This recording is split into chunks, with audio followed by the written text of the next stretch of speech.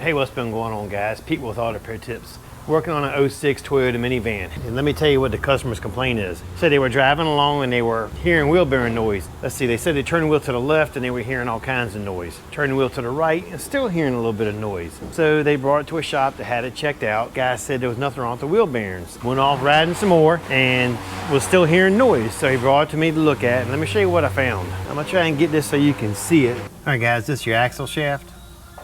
There's a slit right here. All the grease came out, and he's been driving like this for a while. So what happened was it's worn out inside, and as he was driving, it was vibrating, turning left and turning right. He didn't hear any clicking like an axle, just hearing a grinding noise. Believe it or not, there was no clicking on this like your normal axle would do. But if you hold this outer part right here, the part that goes inside the housing, and you take your hand and you turn the rotor,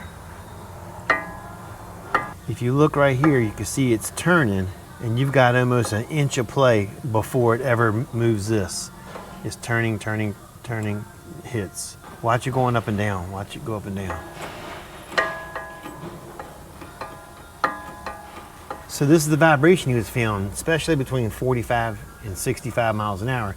It was vibrating really bad. But believe it or not, guys, this gave off the symptoms just like a wheel bearing, but it was not a wheel bearing. So in this video, I'm gonna show you how easy it is to change this drive shaft. You can do it yourself in your driveway at home. The skill level is probably about a 2 or 3. Like always, when you jack it up at home, just use caution and be careful. All right, guys, let's get into it.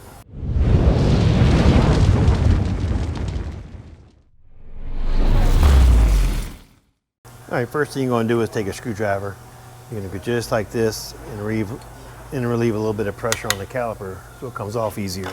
I'm going to take the whole bracket off with the caliper. It's just what I prefer to do. There's a couple ways of doing it, but this is just how I like to do it.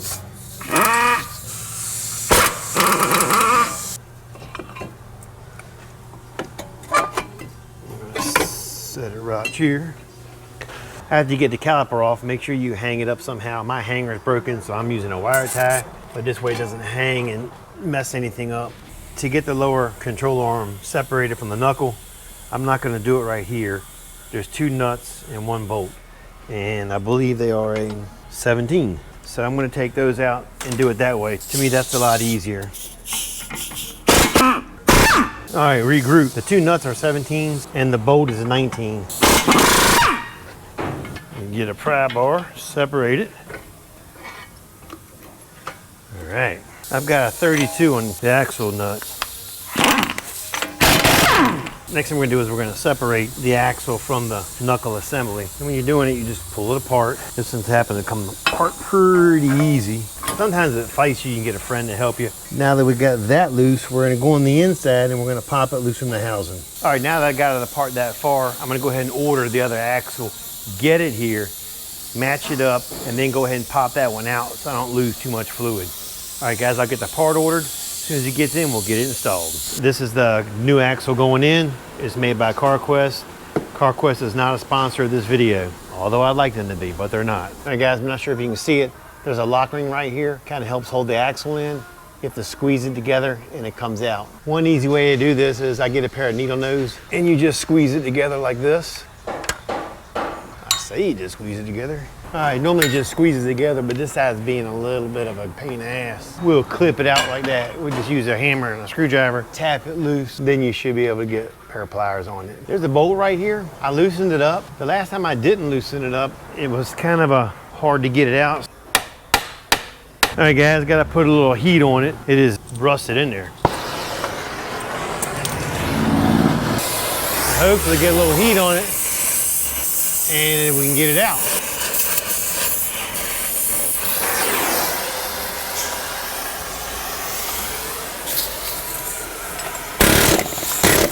All right, guys, I'm not sure what point the battery went dead at, but I had to get a torch and heat up the bearing housing there.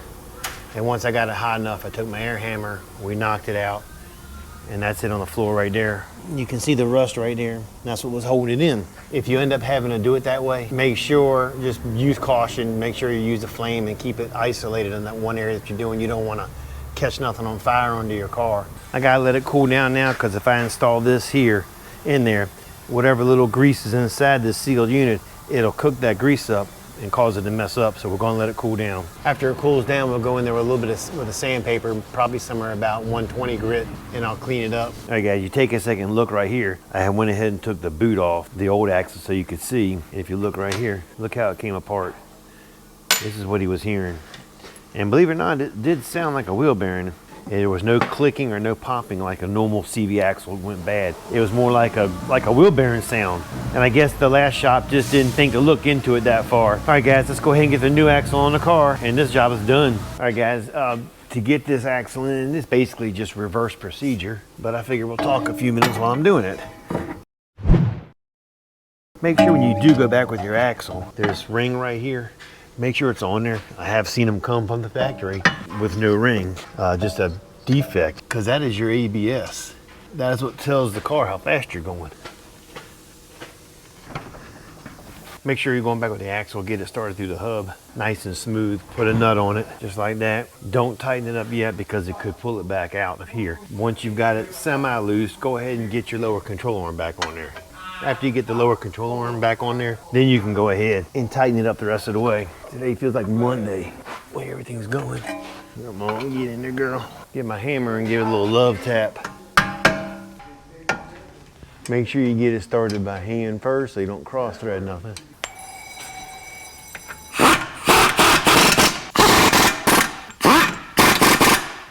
This back one is threaded, and then there's a lock nut that'll go on top for extra safety. Make sure you put this lock nut back on top. This kind of locks it in. It will not come out this way.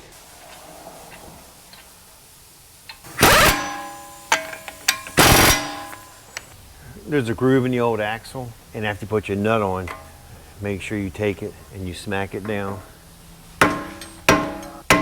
Just like that, it'll keep that nut from backing out. If you don't do that, the nut will back out and your axle will end up sliding back and forth on you.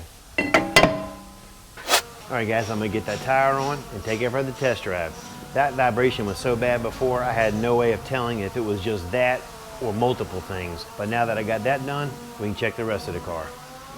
Test driving this car, that grinding noise is gone. That axle took care of that. Guys, that's it for this video. Don't forget to like and leave a comment. That always helps out the channel. Guys, I appreciate you watching. Catch you later.